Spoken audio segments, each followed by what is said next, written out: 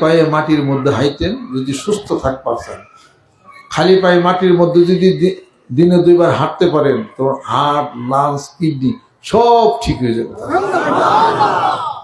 হাইতে দেখেন, হাঁটেন, সবে থেকে জুতা পাই দেওয়ার, পার মধ্যে জুতা পাই দেওয়ার অর্থ কি? তার মানে আপনার মাটির থেকে আপনার বিচ্ছিন্ন হয়ে গেছে।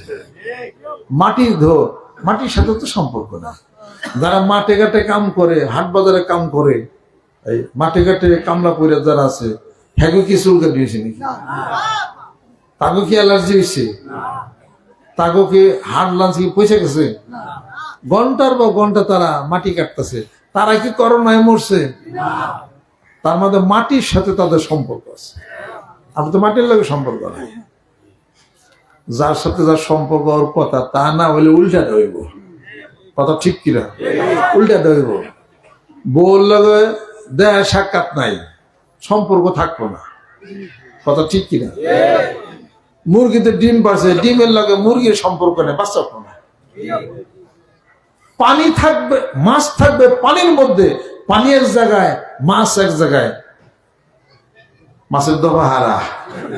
কথা ঠিক না? 4-5 হার দিও, জিবলা বের করে মাছ মারা শেষ। ওর সম্পর্ক পানির সাথে, আর পানিতে ভাগে নিয়েছে নিজে, ও মরবো।